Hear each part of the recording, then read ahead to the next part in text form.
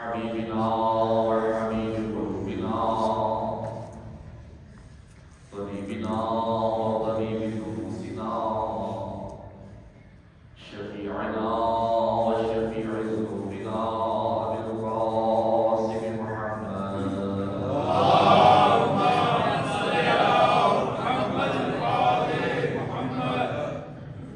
ثم الصلاة والسلام على أهله الطيبين الطاهرين المعصومين المنتجبين الميامين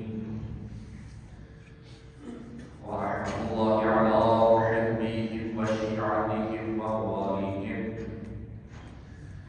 ولعنة الله على أعدائهم ومنكري فضائلهم وغاصبي حقوق حقهم من يوم عدالتهم إلى الآن ومن الآن إلى لقاء يوم الدين. أما بعد فقد قال الله تبارك وتعالى في محكم كتابه المجيد وفرقانه الحميد وهو أصدق الصادقين وقول الحق. بسم الله الرحمن الرحيم. إن تجتنبوا كبائر ما تنهون عنه نكفر عنكم سيئاتكم وندخلكم مدخلا كريما.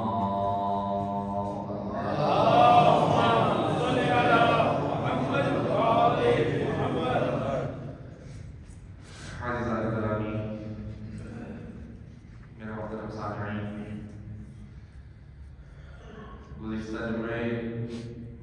خطبہ جمعہ مبارک میں ہماری گفتگو ان قوانین کے بارے میں یا ان اشیاء کے بارے میں ہو رہی تھی کہ انسان کو جس سے اپنے آپ کو بچانا چاہیے. خداوند متعال نے انسان کو عبث تک نہیں فرمایا. خداوند متعال نے انسان کو بے مقصد تک نہیں فرمایا. یہ خوبصورت وجود عطا فرمانے کا ایک مقصد ہے. خداوند متعال نے ایک ہدف کے تحت یہ وجود عطا فرمایا ہے، اور وہ وجود کیا ہے؟ خود خداوند متعال قرآن کریم میں ارشاد فرماتا ہے وما خلقت الجن والانس الا لیعبدون. نہ میں نے کسی جن کو خلق کیا ہے نہ ہی کسی انسان کو خلق کیا ہے. ماں اگر خلقت عطا کی ہے تو ایک مقصد کے لیے کہ یہ عبادت بجا لائے، یہ اپنی زندگی ویسے بسر کریں جیسے ہی زندگی بسر کرنے کا کہا گیا ہے. اور زندگی گزارنے کے لیے عرض کیا تھا کچھ ایسی چیزیں ہیں جن سے بچانا ضروری ہے اپنے آپ کو، جنہیں اگر اصطلاح میں دیکھا جائے تو گناہ کہا جاتا ہے. انسان حد بلوغ کو پہنچنے کے بعد بہت سی چیزیں انسان کے لیے گناہ کی حیثیت رکھتی ہیں، جن سے انسان نے بہرحال کسی قیمت پر بھی اپنے آپ کو بچانا ہے. پھر گناہوں کو آگے کیٹیگرائز کیا گیا. کچھ گناہ وہ ہیں جنہیں گناہان صغیرہ کہا جاتا ہے، اور کچھ گناہ وہ ہیں جنہیں گناہان کبیرہ کہا جاتا ہے. صغیرہ اپنی اگر ہم آسان زبان میں اس کو سمجھنا چاہیں، صغیرہ چھوٹے کو کہا جاتا ہے، چھوٹے گناہ، اور کبیرہ وہ گناہ جو بہت بڑے گناہ ہیں. اگرچہ ہر گناہ اگر حقیقت میں دیکھا جائے بڑا ہے کہ اس رب العالمین کی بارگاہ میں جسارت کرنے کی ہمت ہونا ہی گناہ ہے، لیکن یہ بھی کیٹیگرائز کیا گیا کہ وہ گناہ جنہیں خدا نے خود قرآن میں ارشاد فرمایا ہے اور فقط ارشاد فرمانے پر اکتفا نہیں کیا،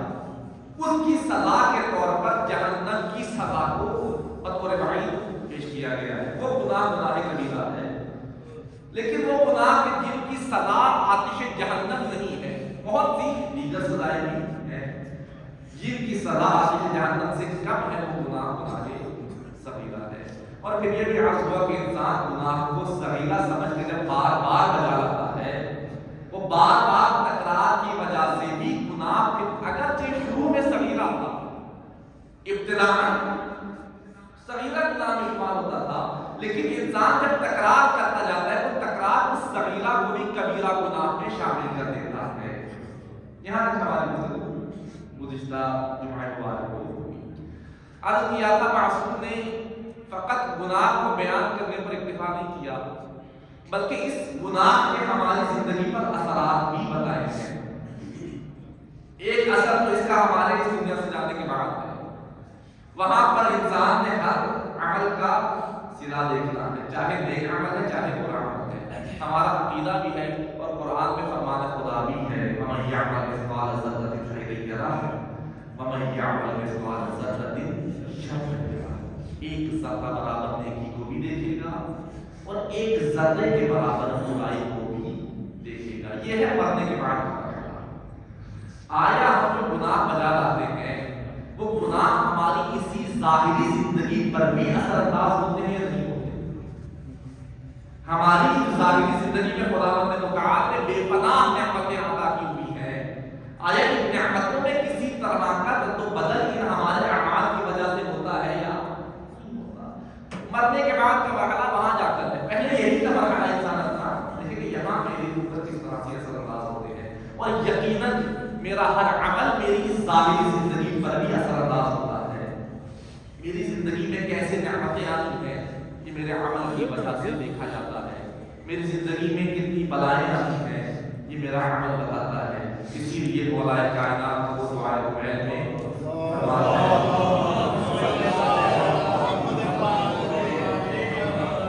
اللهم اغفر لي الذنوب التي كنت ذنوبها، اے میرے اللہ میرے گناہ معاف فرما جو بظاہر گناہ ہیں، بظاہر میرا عمل ہے لیکن وہ ایسا عمل ہے جس کی وجہ سے میری اسی زندگی میں بلائیں نازل ہوتی ہیں۔ اللهم اغفر لي الذنوب التي تنزل النقم، اللهم اغفر لي الذنوب التي تغير النعم، نعمتوں کو تبدیل کر دیتا ہے میرا اللہ کا عمل، میرے عمل نے فیصلہ کرنا ہے۔ آج گفتگو ہماری کسی اور حوالے سے ہونی ہے، لیکن اس سے پہلے پچھلے جمعے چونکہ وعدہ تھا امام جعفر صادق علیہ السلام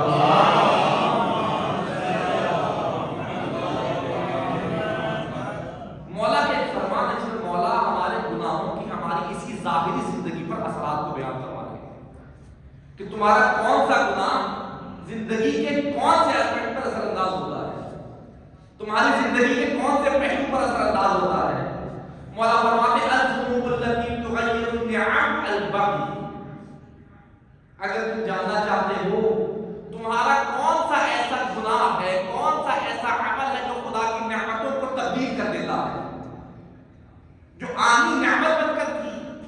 لیکن تمہاری نعمت کی وجہ سے خدا کی نعمت تبدیل ہو جاتی ہے، وہ عمل اگر جاننا چاہتے ہو البغي، دوسروں پر جب تم ظلم کرتے ہو خدا اپنی نعمتوں کو تبدیل کر دیتا ہے۔ دوسروں پر ظلم کر کے یہ مت سمجھو کمزور پر ظلم کر دیا تو اس پر ظلم ہو گیا، نہیں، خدا بندے کو تعالی اس ظلم کی وجہ سے اپنی نعمت کو تبدیل کر دیتا ہے۔ تم پر بھی وہ نعمت نہیں نازل کی جاتی، اور یہ دوسروں پر ظلم کرنا، انسان ظلم کرتا ہی کمزور پر ہے، طاقتور بھی کسی پر غلط ظلم کرے جا کر جتنا مرضی ہم پہ ستم کرے کوئی نہیں ہمت کرتا کہ طاقتور کے خلاف جائے، کمزور پر ظلم کیا جاتا ہے۔ اور مولا کائنات کا بلاغت میں فرمان ہے مولا متقیان بالمؤمنین حضرت علی بن ابی طالب علیہ السلام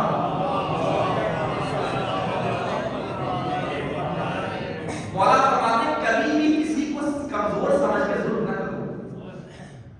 کہ بظاہر تم اسے کمزور سمجھ رہے ہو،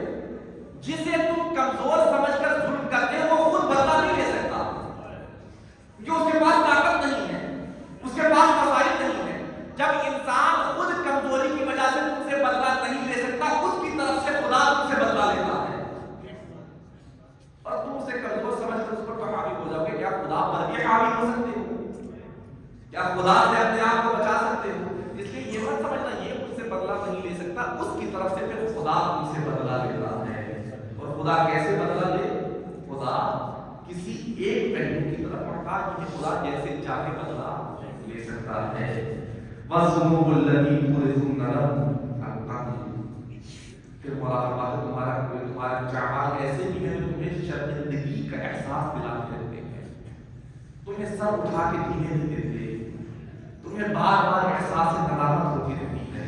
مولا فرماتے تمہارا وہ عمل کہ جو تمہیں احساس ندامت میں مبتلا رکھتا ہے کبھی بھی تمہارے سر اٹھانے کی طاقت نہیں دیتا، کسی کا قتل کرنا ایسا عمل ہے ہمیشہ تمہارے اندر شرمندگی اور ندامت کا احساس رہتا ہے، تم سر نہیں اٹھا پاتے۔ والذی تنزل النقم، اور کچھ گناہ ایسے ہیں جو خداوند متعال کی طرف سے انسان کو مصیبتوں کے نزول کا سبب بنتے ہیں۔ مولا فرماتے ہیں جب کسی کا حق کھاتے ہو، کسی کا حق کھانا خداوند متعال کی طرف سے مصیبتوں کو دعوت دینے کے مترادف ہے۔ تم یہاں اس کا حق کھاتے ہو، خدا کی طرف سے مصیبتیں نازل کی جاتی ہیں۔ والذی تحلق السر،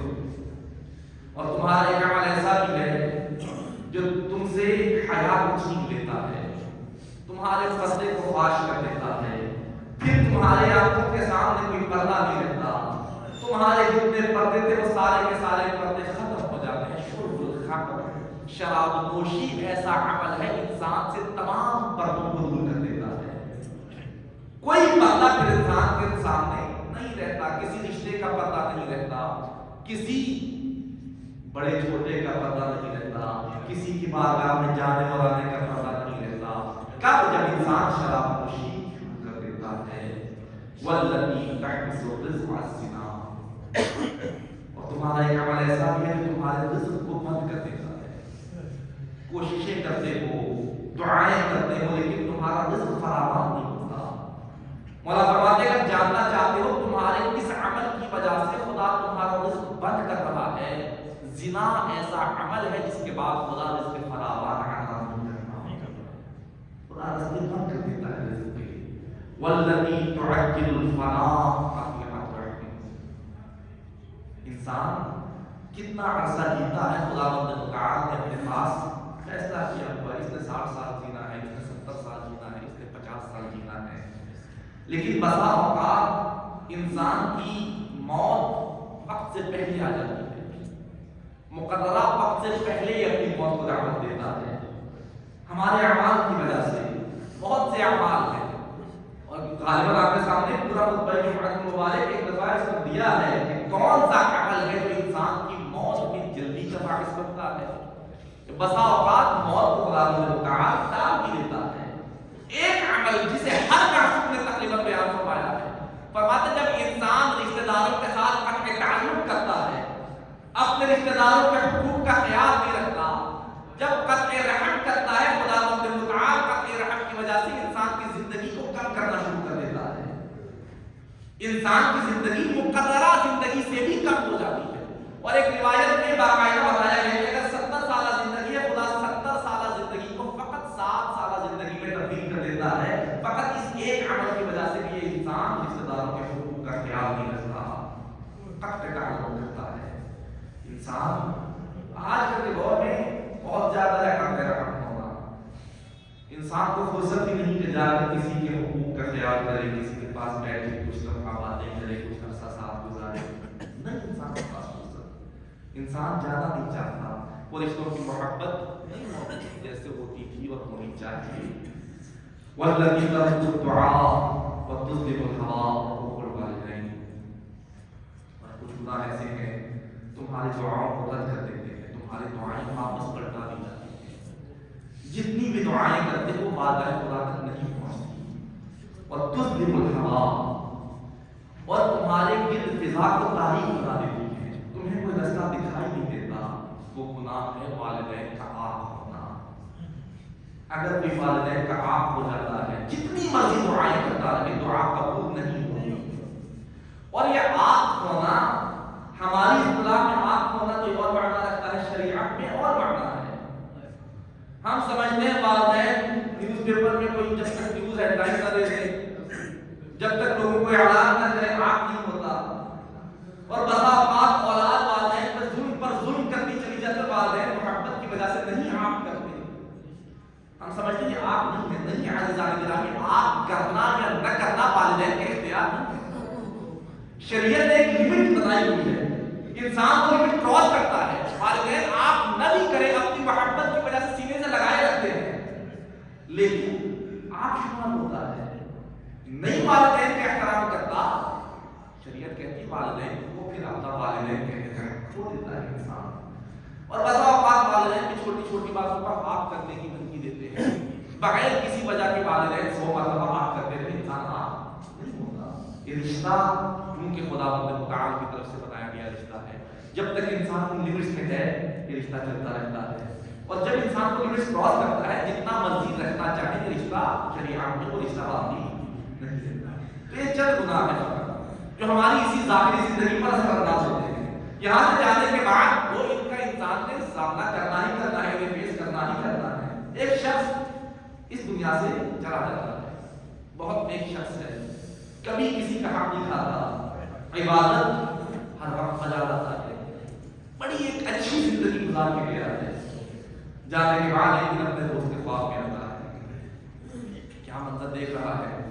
کہ جنت کے باغات میں موجود ہے، ہر طرح کی نعمتیں عطا کی جا رہی ہیں، خداوند متعال نے تمام نعمتیں قبر کے عطا فرمائی ہیں، قبر کو جنت کا باغ بنا دیا ہے، لیکن اس حالت میں بھی کچھ عرصے کے بعد ایک بچھو آتا ہے، اس شخص کو ایک ڈر مارتا ہے، چلا جاتا ہے، یہ تھوڑا سا آرام کرتا ہے اور ابھی نعمتوں سے محفوظ ہونے لگتا ہے، پھر سے بچھو قبر میں آتا ہے، پھر ایک ڈنک مارتا ہے، پھر چلا جاتا ہے، وہ کچھ لمحے کے بعد بار بار بچھو آ رہا ہے، قبر میں ڈنک مار رہا ہے، واپس جا رہا ہے، یہ شخص بہت پریشان ہوتا ہے کہ میرا دوست بڑا عبادت گزار تھا، کبھی کسی کا بظاہر حق نہیں کھایا اور خداوند متعال نے نعمتیں بھی عطا فرمائی، لیکن یہ بچھو جو بار بار قبر میں آ رہا ہے سمجھ نہیں آ رہا، اگر نیک اعمال تھے تو یہ بچھو، اگر اعمال نیک نہیں تھے تو یہ نعمتیں، یہ سوال کرتا ہے اس شخص سے کہ میرے دوست تیری زندگی ہمارے سامنے ہے اور خداوند متعال تیری زندگی کے مطابق نعمتیں بھی عطا فرمائی، لیکن یہ بچھو ہمارے پاس نہیں آ رہا۔ وہ کہتا ہے اگر وہ سکی میں اسی لیے تیرے خواب میں آیا تو تم تیری مہربانی کر۔ ایک دن میں راستے سے گزر رہا تھا، میرے آگے آگے ایک شخص اپنا سامان لے کر جا رہا تھا، اس نے گندم کے خوشے لادے ہوئے تھے، میں نے ان گندم کے خوشوں سے ایک تنکا توڑا تاکہ اپنے دانتوں میں خلال کر سکے، وہ تنکا میں نے بغیر اجازت کے توڑ کر دانتوں میں خلال کیا تھا، اور تو کسی کا حق میرے پاس نہیں ہے، فقط وہ ایک تنکا بغیر اجازت کے توڑنا اب تک مجھے اس حالت میں میرے سامنے آ رہا ہے کہ خداوند متعال کی طرف سے پیغام ہے جب تک اس سے اجازت نہیں لیتے بچھو تمہاری قبر میں موجود رہے گا۔ کیا ویلیو ہے ایک تنکے کی؟ آپ آج کل کے دور میں ایک ٹوتھ پک لے لیں، کیا اس کی قیمت کیا ہے، اس کی ارزش کیا ہے؟ کوئی قیمت نہیں ہے، کوئی ارزش نہیں ہے، یہاں نہیں ہے، جہاں پر ایک ذرے کا بھی انسان نے حساب دینا ہے وہاں پر ذرے کا حساب دینا ہے، اور پھر اگر معاملات خدا کے ساتھ ہو وہ خدا جانے اور بندہ جانے، اگر میرا معاملہ آپ کے ساتھ ہے اس میں خداوند متعال کہتا ہے جس کے ساتھ معاملہ ہے اسی سے کلیئر کرو، پھر جا کر میرے ساتھ معاملہ کلیئر ہوگا۔ حقوق العباد کسی مقام پر بھی معاف نہیں کیے جاتے، ہاں انسان اسی زندگی میں اجازت لے کر جائے، کسی کا حق کھایا ہے، کسی پر ظلم کیا ہے، کسی کے ساتھ ناانصافی کی ہے، کسی کے خلاف فیصلہ کیا ہے، کسی کے مدد کرنے کے موقع پر مدد نہیں کی ہے، ان سے یہیں سے اجازت لے کر جانی ہے۔ اگر اجازت نہیں لے کر جاتا تو وہاں اجازت دینی پڑے گی جہاں کوئی کسی کو کچھ بھی عطا نہیں کرتا، وہاں پر فیس کرنا ہے۔ درود پڑھیے محمد صلی اللہ علیہ وسلم۔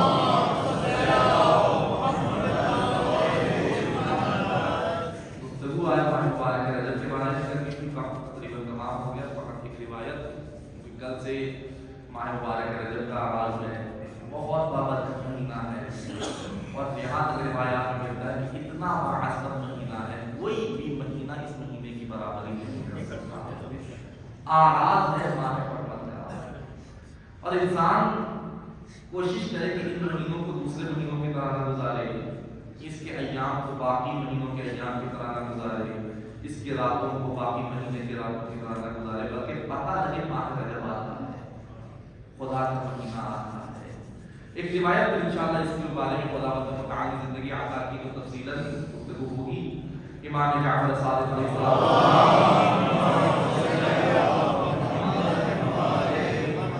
فرماتے ہیں من صام یوما من رجب فی اولہ او فی وسطہ او فی آخرہ، اگر کوئی شخص ماہ مبارک رجب میں ایک روزہ رکھتا ہے چاہے آغاز میں رکھے چاہے درمیان میں رکھے چاہے آخر میں رکھے، ایک روزہ رکھتا ہے غفر له ما تقدم من ذنبه، خداوند متعال اس ایک روزے کی وجہ سے اس کے تمام گزشتہ گناہوں کو معاف فرما دیتا ہے، کیونکہ ماہ مبارک رجب میں ایک روزہ رکھا ہے۔ ومن صام ثلاث ایام من رجب، لیکن کوئی 3 روزے رکھتا ہے، ایک اول میں پھر وسط میں پھر آخر میں، 3 روزے رکھتا ہے، غفر له ما تقدم من ذنبه وما تأخر، خداوند متعال اس کے گزشتہ گناہوں کو بھی معاف فرماتا ہے اور آئندہ آنے والے گناہوں کو بھی معاف فرما دیتا ہے۔ 3 دن ماہ مبارک رجب میں روزے رکھنے کا یہ ثواب ہے۔ ومن احیا لیلۃ من لیالی رجب، کوئی شخص ماہ مبارک رجب کی 30 راتوں میں سے ایک رات بیدار ہو کر گزارتا ہے، ایک رات خدا کی عبادت میں بسر کرتا ہے۔ بیدار ہونے کا مطلب عبادت میں خدا ہے، یہ نہیں کہ انسان دوستوں کے ساتھ بیدار رہے، انسان انٹرنیٹ پہ بیدار رہے، نہیں، بیدار ایسے رہے جیسے بیدار رہنے کا حق ہے، خداوند متعال کی یاد میں بیدار رہے۔ اعتقہ اللہ من النار وقبل شفاعته فی 70,000 رجل من المسلمین، پہلا صلہ خداوند متعال یہ عطا کرتا ہے کہ اسے آتش جہنم سے آزاد کر دیتا ہے، ایک رات جاگنے والے۔ فقط یہیں پر مولا رکتے نہیں ہیں بلکہ اس سے آگے ارشاد فرماتے ہیں خداوند متعال جہاں اسے آتش جہنم سے آزاد فرماتے ہیں، وہیں پر اس ایک رات جاگنے والے کی 70,000 گناہگاروں کے حق میں شفاعت کو خدا قبول فرماتا ہے، اس لیے کہ یہ ایک رات اس نے ماہ مبارک رجب میں جاگ کر گزاری ہے۔ ومن تصدق بصدقۃ فی رجب ابتغاء وجہ اللہ، کوئی شخص ماہ مبارک رجب میں صدقہ دیتا ہے، لیکن صدقہ کس لیے دیتا ہے؟ ابتغاء وجہ اللہ، خداوند متعال کی خوشنودی کے لیے، خدا کو راضی کرنے کے لیے، کسی کے لیے نہیں، فقط خدا کے لیے۔ اکرمہ اللہ یوم القیامۃ فی الجنۃ من الثواب ما لا عین رأت، خداوند متعال اس صدقہ دینے والے کو بروز قیامت اتنا ثواب عطا فرمائے گا کہ ما لا عین رأت، کسی آنکھ نے اتنا ثواب دیکھا نہیں ہوگا، ولا اذن سمعت، نہ کسی کان نے اتنا ثواب سنا ہوگا کہ اتنا ثواب دیا بھی جا سکتا ہے، ولا خطر علی قلب بشر،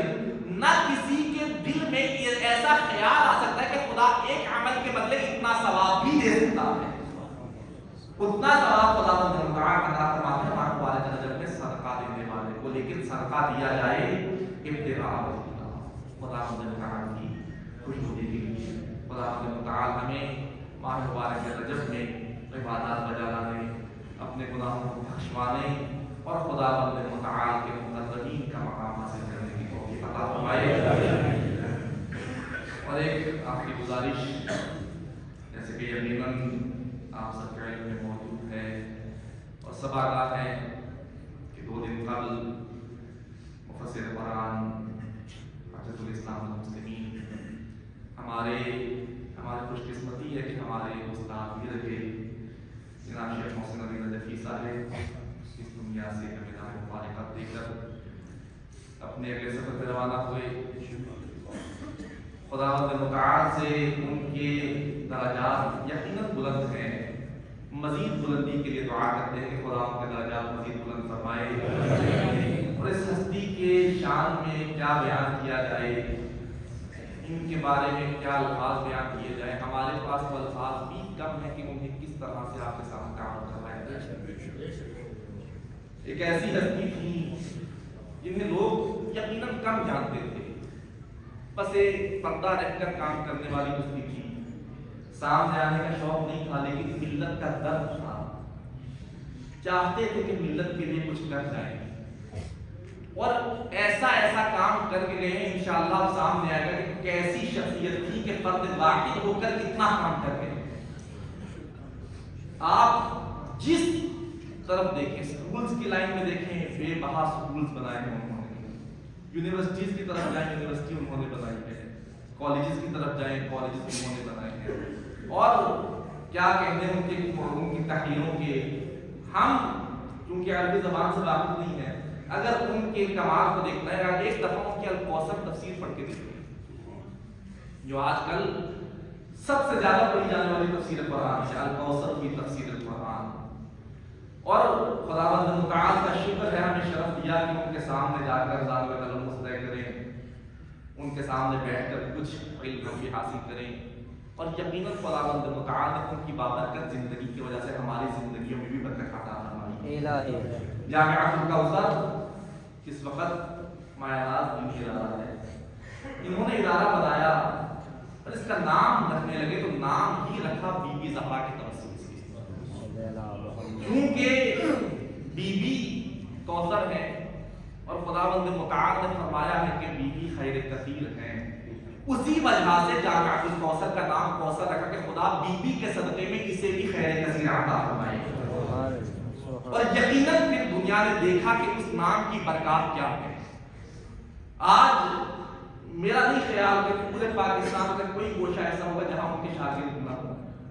آپ ممبر پر دیکھیں ان کے شاگرد ہیں, محراب میں دیکھیں ان کے شاگرد ہیں. فقط ممبر اور محراب تک انہوں نے مقید نہیں رکھا. آپ یونیورسٹیز میں چلے جائیں, پروفیسرز ان کے اسٹوڈنٹس ہیں, اور الحمدللہ خداوند متعال نے یہ شرف بھی انہیں بخشا. جہاں دینی مدارس کے اسٹوڈنٹس کو حقارت کی نگاہ سے دیکھا جاتا تھا, جہاں کوئی مدرسے کا اسٹوڈنٹ آتا تو کہتے تھے یہ مولوی آ گیا اور مدرسے کا پڑھا ہوا آ گیا. خداوند متعال نے ان کے توسط سے یہ کام بھی انہی کے ذریعے کروایا کہ یہ امتیاز بھی ختم کیا گیا کہ اگر یہ دینی اسٹوڈنٹ ہے تو اس کے پاس دنیاوی نالج نہیں ہے. یہ پہلی دفعہ انہوں نے اسٹیپ لیا کہ اگر دینی آپ تعلیم حاصل کریں, آپ ساتھ میں دنیاوی تعلیم بھی حاصل کریں, موٹیویٹ کیا اسٹوڈنٹ. اور یہاں پر خداوند متعال کا شکر ہے کہ وہاں انسان جامعۃ الکوثر سے فارغ ہوتا ہے, یہاں دنیاوی لحاظ سے ایم فل کر چکا ہوتا ہے یا پی ایچ ڈی کر چکا ہوتا ہے. یہ بڑا اعزاز ہے اور ہمیں بھی بڑی سیٹسفیکشن ہوتی ہے. خداوند متعال نے ہمیں ایسی ہستی کے ساتھ متوسل رکھا ہے جو حقیقی طور پر اہل بیت کا پیغام لوگوں کو پہنچانا ہے. اس ہستی کو جس انداز میں ہو سکے خراج عقیدت پیش کیجیے. آج ہمارے درمیان نہیں ہے, یقیناً اس کی کمی جانے کے بعد پتہ لگے گی کتنی بڑی کمی ہوئی ہے. معصوم کا فرمان ہے العلماء باقون ما بقی الدہر. علماء اگر ظاہراً چلے جاتے ہیں, یہ زندگی کا دستور ہے, لیکن جب تک زمانہ باقی ہے عالم دین مرتا نہیں ہے,